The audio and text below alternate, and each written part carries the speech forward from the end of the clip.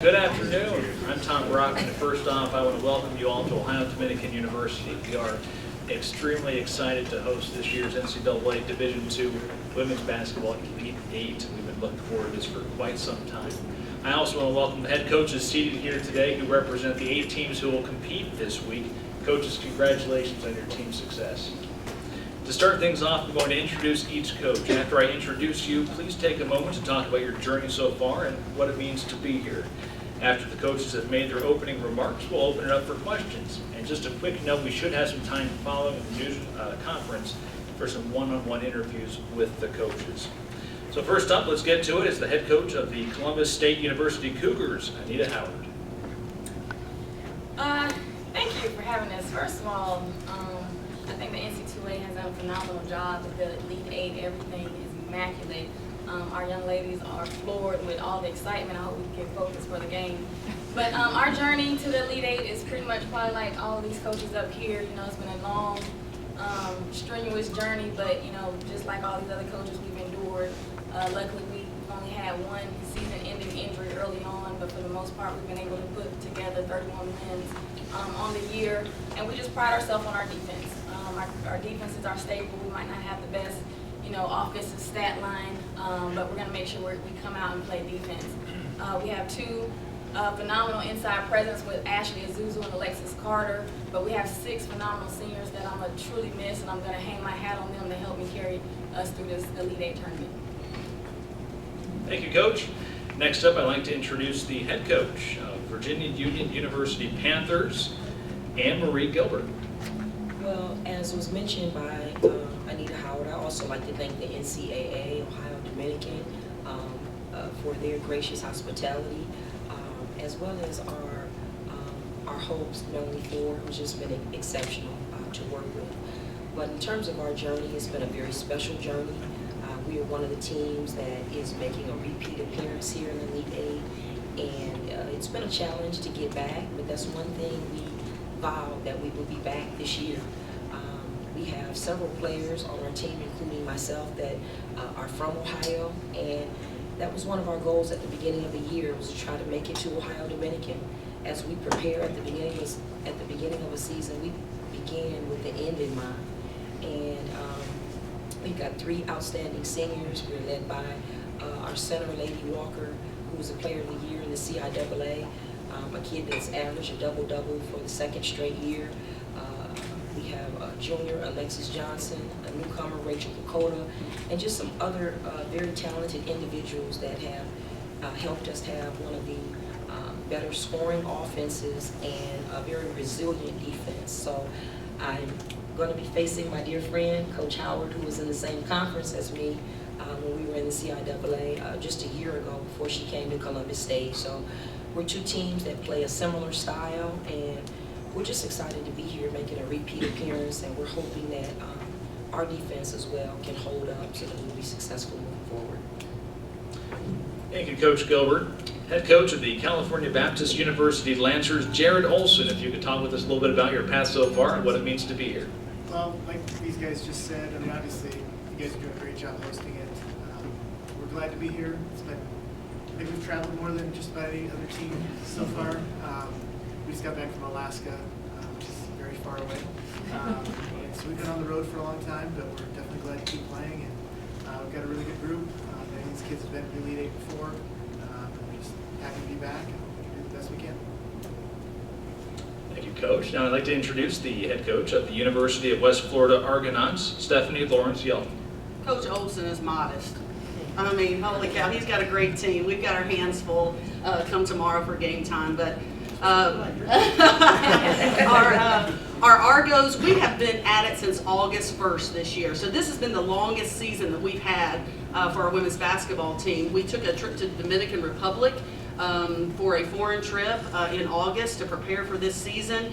And all this season, I think that trip has really helped our team prepare for this long journey to the Elite Eight. And this is our first time in school history that our program has been here. And we're excited to be here. We have 2 seniors that have done a phenomenal job for our team this year. And they would be super embarrassed if they knew I was mentioning their names in a press conference, because all season long it's been about the team and not the individual.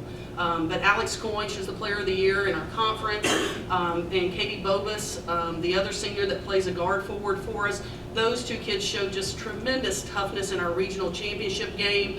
One of them went out with a cut above her eye and had to get stitches in the middle of the game to come back to play one of her best games of the season. And our point guard went out with what seemed to be a tough knee injury, and she went out of the game for 2 or 3 minutes. I look up and she's passing me on the sideline and says, "Coach, I'm checking myself in." And by all means, go right ahead. We've been waiting for you to come back.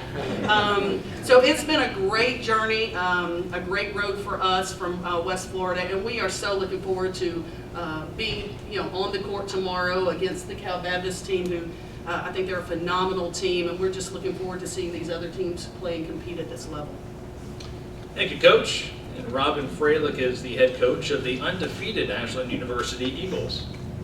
I'd like to echo the same sentiments. Thank you to Ohio Dominican, Coach Warren, City of Columbus, NCAA Division II.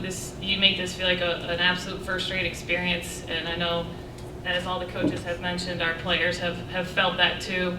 A little bit about the Ashland Eagles. I think 2 words describe our team, and it's something we've talked about a lot, and what this specific team has done really well. So they're really joyful and they're selfless, and the strength of our team this entire season has been the team, and that's why we're here. That's why we have the opportunity to be in the Elite Eight. Is they've really, truly, genuinely, we haven't talked about it, they've lived it, and they've lived it really well. And I'm really thankful. We have 3 seniors. 2 of them play a lot. One of them doesn't, and she's probably the most important player on our team. She's been the center of our huddle and an incredible leader the whole season. And I truly believe we are here today with this opportunity because our seniors have modeled what it looks like to be great teammates and to lead well. So that's about our team. Thank you. Coach Freilich, thank you very much. Kristen Matteo is the head coach of the West Texas A&M University Buffaloes. Well, thank you. We are excited to be here as well. And as echoing all the other coaches, thank you for everyone that's put in all the time to make it such a great experience. And even for, as most coaches here, it is talked about in our program that we want to go to the Elite Eight every year. It's something that we don't shy away from. Our motto this year was "Elite is earned," and we knew that if, in order to be a part of the elite, you're going to have to earn it, and then to get into the Elite Eight as well, you would have to earn it as well. So we lived and died off of that all year long, and the longer I coach, you become more grateful for the opportunities, and you just feel blessed when you have a chance to go to the Elite Eight. There's 316 other teams, and so when you're watching film and scouting, and I'm seeing all these teams that they played against to even get here, there's a lot of deserving teams that made it, and so from our side of it is excited to be here, but also grateful.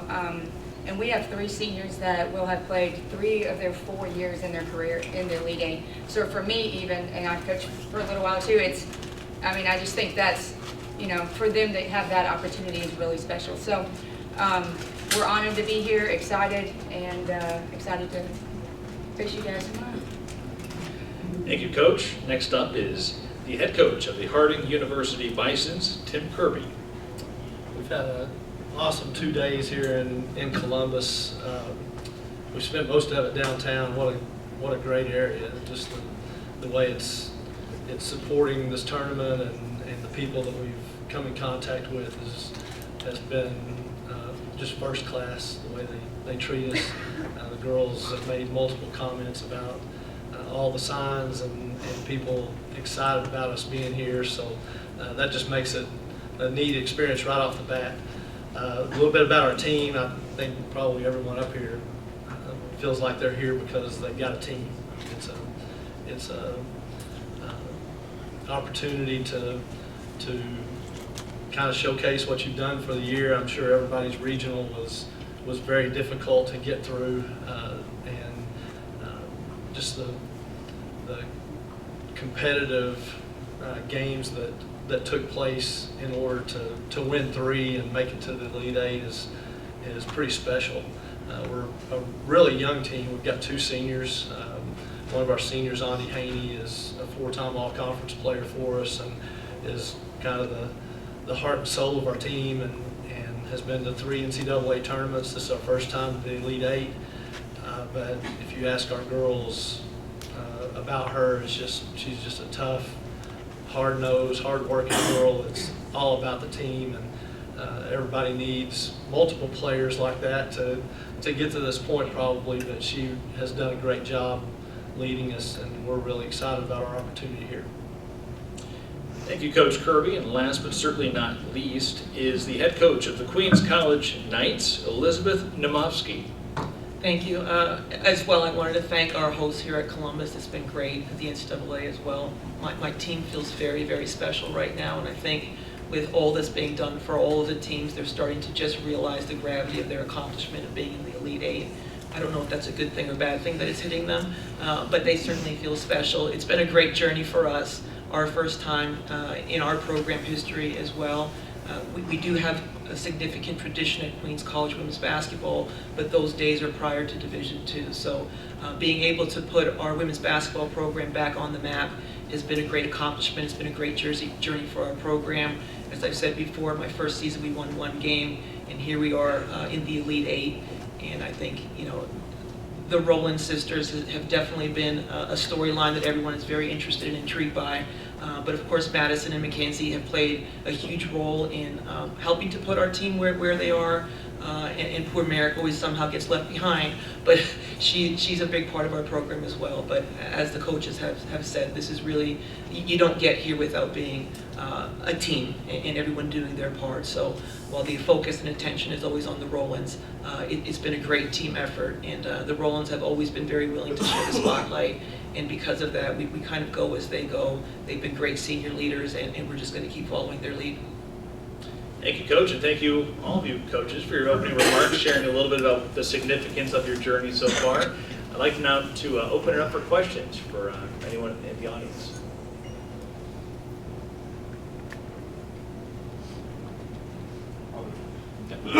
Robin, you play here, honestly. Is it an advantage? I hope so. I mean, Ohio Dominican is in our league. You know, it's a team we play every season. It's an hour and 15 minutes from home. I mean, you hope that those things can be an advantage, but at the end of the day, every team here is good, and you've got to bring your best. I still let out the rest of it. Is that an advantage for Ashland? Anybody? Well, we hope not. Like 34-0, they don't need any more help from them. How many of you, is this your first time to Columbus? Show of hands, maybe? First time here? A couple of you? The other Columbus. They keep mixing us up with the state that's here already. So we got some fans, some Cougar fans already.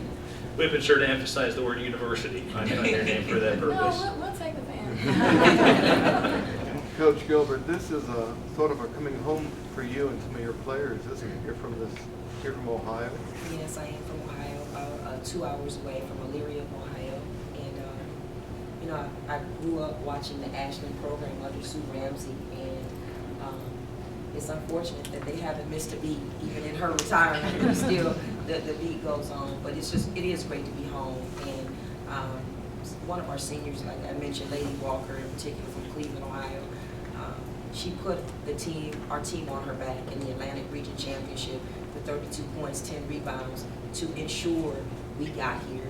And I'm just so very proud. You know, sometimes we sit up here as coaches and we scout and evaluate all the other teams, as was mentioned down the row here, and we forget just how talented our team is. And when you're watching film, everybody looks good. Oh my God, they're big. Oh my God, they're fast.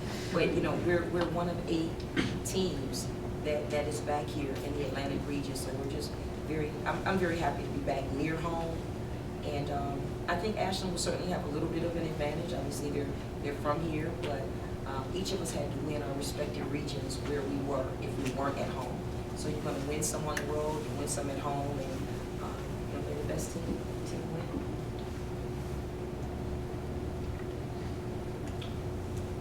Coach Olson, I'll ask you a question. You've got quite a winning streak going on for you, but you also have some great senior leadership. How important has that leadership been, particularly this year? Well, I mean, I think every coach here pretty much mentioned they have great seniors, and so I think that's something that's not unique to having a team that goes this far. There's certainly those have, there's some real advantages to that. We have 5 that have been here before, that started as freshmen. And I think that obviously there's been some times this year where there's been some close games that they just kind of like kept their heads probably a little more than the other players would have. I'm thankful for that. I mean, like every coach here mentioned seniors. And I think the first time we went to the Elite 8, I was the only coach here that didn't have seniors. And every 7 of the 8 coaches mentioned seniors. So I think it's a pretty big thing to get this far. And I don't think any of us up here would be here if it wasn't for great senior leaders. And those people know what it takes to win. It's not something that just happens. It's more than being a talented player. It's about experiencing things and being able to like have something that really means something a little more to you than just the game. I think that probably all pretty thankful. Questions? I'll keep going. Coach Matteo, this is your 3rd trip in 4 years to the Elite 8. What's your team's mindset this year that maybe that might set it apart, be a little different from previous years? I don't know if it's a different mindset. I think it's new every time. We have 3 players that have been back from maybe that first time 3 years ago now. But it's just, 1, grateful to be here. 2 is don't just arrive. Make sure that you maximize the moment, I guess is what we've talked about the last several days. So that's kind of been our mentality. Yes. Coach Kirby, why Harding? What separates Harding from the 7 other schools that are up here?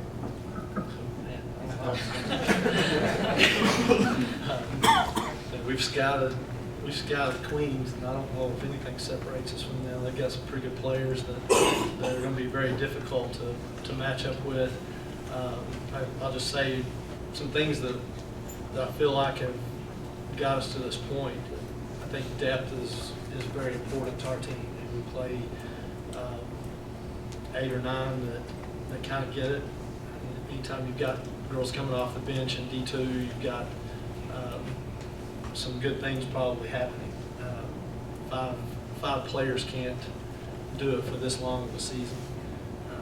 Last year we had some injuries that affected us the entire year, just with some depth and some matchup problems that you just have a hard time going very far in the tournament when that's the case. So I think our depth really has been a positive to us.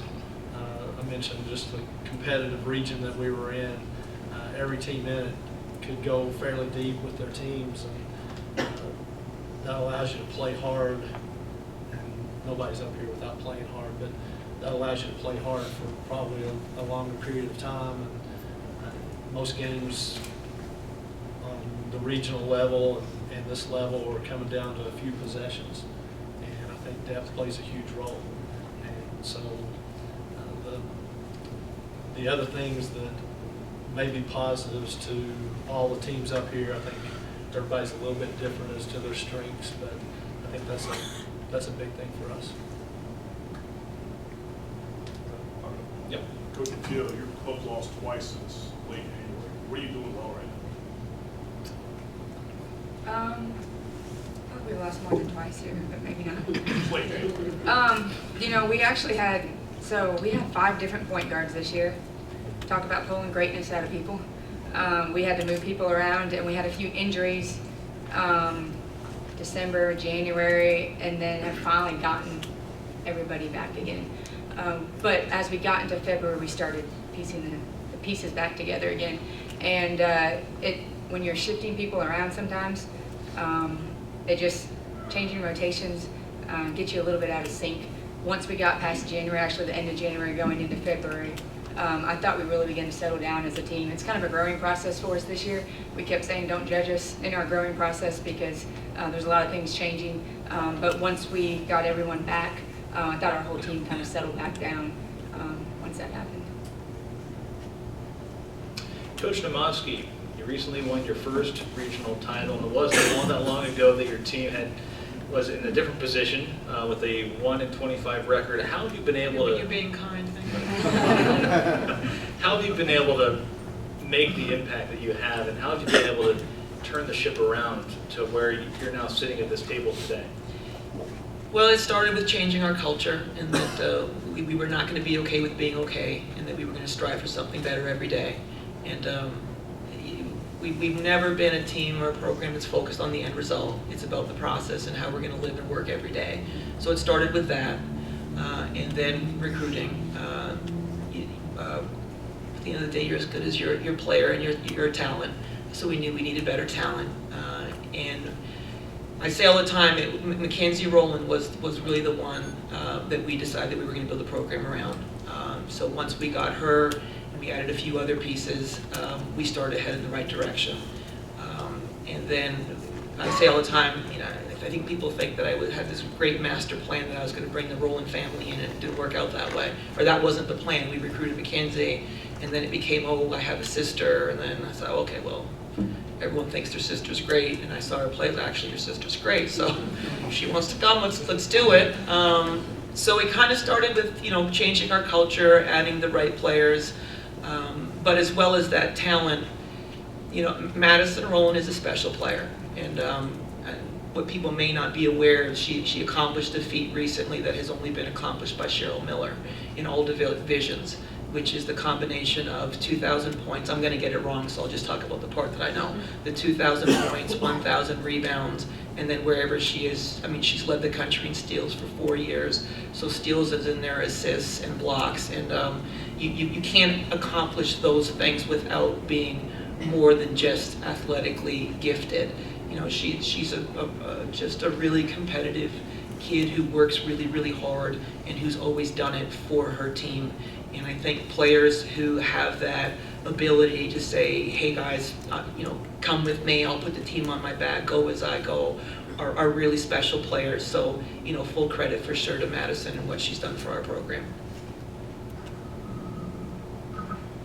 Coach Yelton, you've had the same starting lineup in all but one of your games this year. How important has that consistency been to your success so far this season? Oh, certainly very important. But, you know, I think it's also well noted that there's a lot of competition in practice every day. So those 5 players that have been in that starting lineup have been pushed, have been competed against for those starting lineups, and but they have earned it every step of the way. And we've had some bench players that have come in off the bench and helped us win games. And though, you know, although they've stepped in and done some great things off the bench, those starters continue to come in and practice day after day and earn those spots in our lineup. So I'm proud of that accomplishment from those 5, but certainly we encourage our players from freshmen to seniors. It doesn't matter. I'm going to put the best ones out there that can help us win, and that just happened to be that same starting 5 that we're going to have tomorrow night. No shakeup, so let's see where we go. Yes. Coach Fraley, you guys had a really remarkable season. I mean, going undefeated in any sport is crazy. Can you just tell me how you've kept your players mentally focused throughout the year? You know, I'd like to say there's some magic equation, or I've had some unbelievable words of wisdom, but that's definitely not the case. I have really great maturity and leadership and consistency. And I think a trademark of this team that has separated this team has been consistency. And, you know, we're on practice, I don't know, it's like 90, and I can't wait to get to practice. And, you know, as a coach, that you don't always experience that every season. It's a lot of practices, and seasons are full of ups and downs. And what this team has brought is consistency, and just in the way they practice, in the way they compete, in the way they care about each other, and in the way they have a lot of fun. Almost sometimes I'm like, what's going on out here?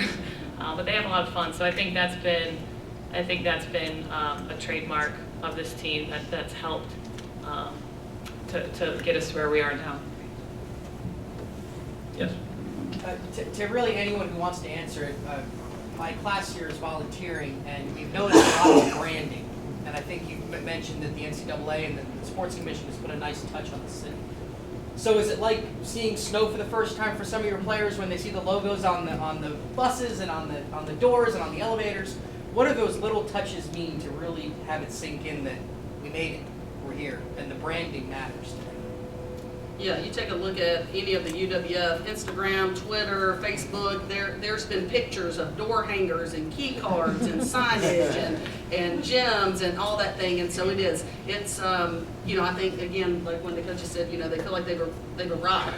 That hard work, the wins, the winning the regional tournament, they get here and say, wow, we really are here. And so it's been a very important part of making them feel special, that this is a much different event that they've been at all season long, that they've earned the right to be here, that all the teams here are here to win it, and any one of the 8 teams here is going to walk away with a national title. And so I think it is very special, and it has a big part of the excitement of the event. A follow-up to that question is, as exciting as it is to see that, is it also intimidating? Because here, they're on a stage now that many of them have not been on before. So how do they address it? I don't know. We'll see tomorrow, right? I don't think it's intimidating. I'm just going to basically echo what you said and just add that they deserve it. I mean, regardless of what team we're talking about here or some of the other teams that aren't here, they're deserving too. These athletes work really, really hard on the court, in the classroom, community service, and they're very, very proud to represent their respective schools. And so those small touches is just a reminder that they deserve it. They are special in what they've accomplished, but it's a long and gritty season, and they deserve this recognition. I really feel like they do.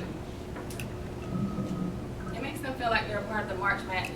So, for teams who may have not made it in the past, and you sit there and you watch a television show and you see all the joys and the triumphs on TV, it makes them feel like they're a part of the March Madness on any level, not just D2, just the NC2A.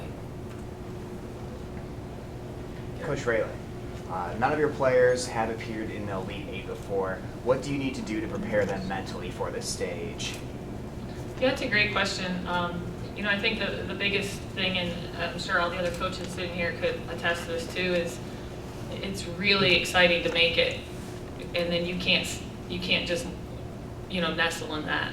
Obviously there's a mission beyond making it. You have to enjoy it. It's really hard to get here. There's a lot of really good teams.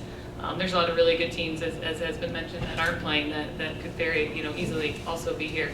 So I think the trick is making sure you're enjoying the moment, but staying focused on the task at hand. And I was fortunate; I was able to be an assistant coach into Elite Eights, and my assistant Carrie Doherty, who's now Carrie Pickens, played in 2 of them. So we hope we can use that experience and speak from that to our team. Coach Howard, your only loss came on January 7th. Since then, all but 2 of your wins have been by double digits. What did you do during the second half of the season to really turn it on? I just prayed. No, we just kind of focused on, I think we was too focused on doing too much, because since I am a new coach to the program, I was trying to, I think, put too much in too fast and not let the team gel together and come together. And so that's when we just realized, okay, our staple's going to be our defense. Let's just focus on that. And so the reason we've been able to win by double-digit margins is not, like I said, because we have some great out shooting guards or anything like that. We just try to hold teams to the fewest amount of points that we can possibly hold them to. And so we turned up our defensive intensity. Do you think that's an aspect of the game that's often overlooked, is the defense? Well, yeah, and like I tell our best defensive player, in my opinion, is one of our seniors named Gabby Williams. And so her stat line is not going to be one that we would talk about in the press, but she does everything in practice, and that doesn't show up on the stat sheet. That a lot of players, they don't want to do the dirty work. They want to have the glitz, the glamour, the stat line, the points scored. And so if you can just get the players to believe in doing the stuff, being excellent at things that don't take talent, like dive on the floor for loose balls, I think that's the championship mentality that we try to instill in the players. And it's not all about who's scoring the most points, who's blocking the shot and getting the crowd the most hype. It's just about who wants to grit it out, who wants to do the dirty work. And so if we hang our hats on that, I think we'll have a good chance to go up against any elite teams in this country. Any final questions out there? Yes. Coach Kirby, your team has already been through a fight, coming back from 18 down to the regional championship. How does that help your team in the Elite Eight? After hearing all the numbers that she just threw out on a really good player, I really don't know what to say about anything. I was stress-free until she. We've had a couple of games this year that the girls just did an amazing job coming back from a deficit. You don't like to put yourself in holes and have to figure out ways to win that a game like that. But we had one where we came back from 26 down. I don't know how to explain any of it other than the girls just battled, and I think it's kind of like we've handled our season. Is there hadn't been a whole lot of talk about 3 weeks from now or 2 weeks from now. They just kind of get ready to play the next game, and it hadn't always been pretty. We've played some ugly games, but I think we've covered pretty well. There have been multiple questions about what you just asked, and you can't make runs like that unless you're getting stops. And I just echo what Coach Howard's saying about defense. I mean, if you can make stops, you've got a chance to make some runs. And I think we've got a pretty decent offensive team, but when we feel like we've got to go get some stops, we've got some girls that play pretty hard, and doing that against Emporia in the regional championship game was probably more special than the first one earlier in the year. But I think the girls just kind of locked in and trusted each other, and you can say a whole lot of stuff about what you think happened, but I don't know if there's really any explanation for that, because it was quite a comeback. I think our crowd, anybody that has seen the atmosphere of that game, our crowd did a pretty good job of helping us through it too. Any more questions? All right, well, I'd really like to thank all of you for coming out today. Coaches, certainly want to thank you for being here today as well. I mentioned before, we do have a little bit of time set aside for one-on-one interviews, so if you would like an interview with one of the coaches, please work with their school's sports information director. They'll make sure they get that set up for you. And last but not least, coaches, congratulations on being here, and the very best of luck competing this week.